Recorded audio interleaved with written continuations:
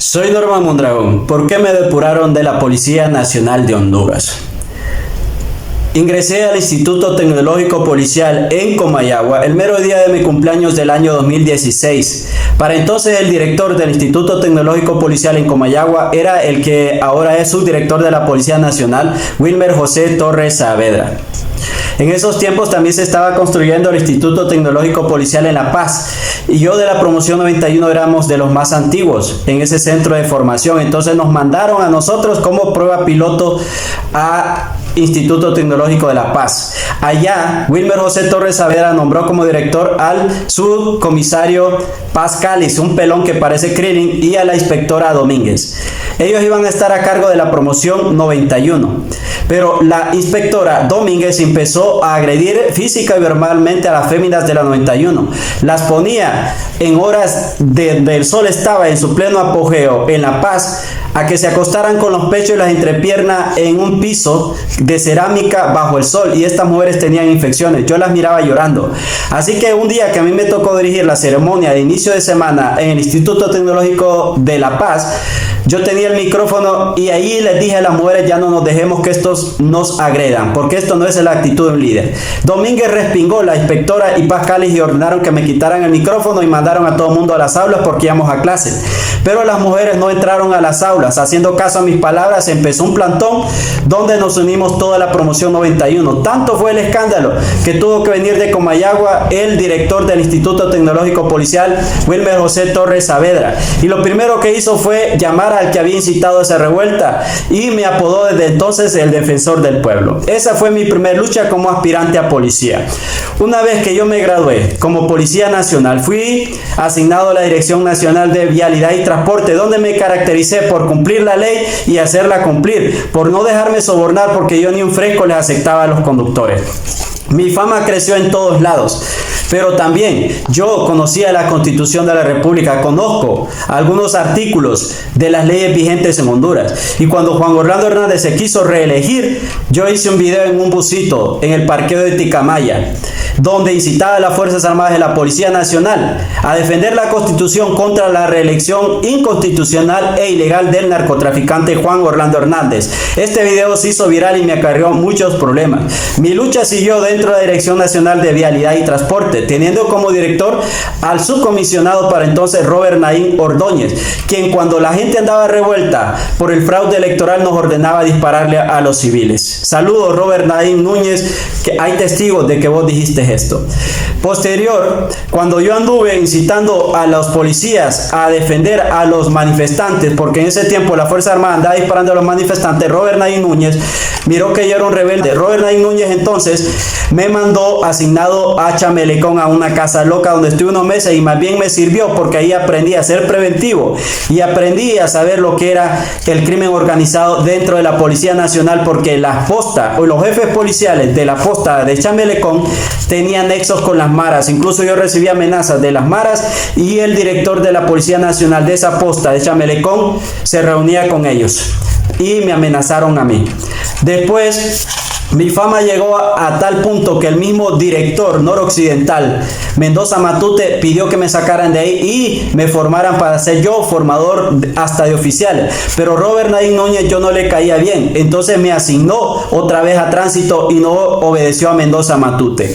En esos días los cobras se declararon en brazos caídos. La verdadera razón por la que los cobras se declararon en brazos caídos en Tegucigalpa fue porque en esos tiempos, como se había dado el fraude electoral y reelección inconstitucional del narcotraficante del Partido Nacional, Juan Orlando Hernández, los cobras estaban cansados porque se les enviaba operaciones, no tenían fin de semana ni descanso.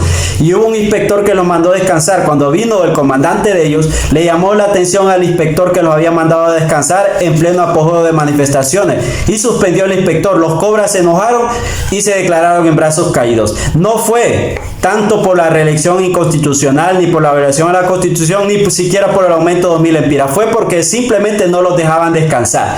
Los medios tergiversaron el mensaje de los cobras. Aún así, yo, en tránsito de San Pedro Sula, quise apoyar a los cobras, pero solo era yo contra todos. Nadie en San Pedro Sula de la escala básica quería apoyar los brazos caídos. Así que yo yo les dije a los compañeros, apoyemos los brazos caídos de los cobras. Y anduve de destacamento en tránsito y nadie me quería apoyar, me mandaban a dormir. Robert Naín Núñez, jefe de la Dirección Nacional de Vialidad y Transporte en San Pedro Sula, nos formó a todos los de tránsito y dije, no van a salir, acuéstense a dormir, porque esos vagos de los cobras están en brazos caídos, porque esos vagos de los manifestantes andan haciendo riata en las calles y los van a agredir, no vamos a salir. Pero lo que Robert Naín quería evitar es que nosotros viéramos la realidad del pueblo y no los apoyáramos, ni al pueblo ni a los cobras con los brazos caídos. Pero yo no me quedé tranquilo. Yo andaba diciéndolo, apoyemos los brazos caídos, tomémonos Ballena, que era el centro de la Policía Nacional en San Pedro Sula. Nadie me quería apoyar. Pero un inspector que me dijo a mí, Mondragón, venite, llévate una patrulla, llévate a tal policía de conductor y haz lo que querrás hacer. Gracias, inspector, no digo su nombre, pero yo le estoy eternamente agradecido y la patria le está agradecido. Cuando yo me subí a la patrulla, 6 policías de la 93 recién graduados, se habían graduado apenas en noviembre del 2017 y ya estos hipotes ya estaban dando ejemplo de gallardía. De la 93 me apoyaron. Fuimos a Ballena y yo cerré los portones de Ballena y declaré en brazos caídos los policías de Ballena.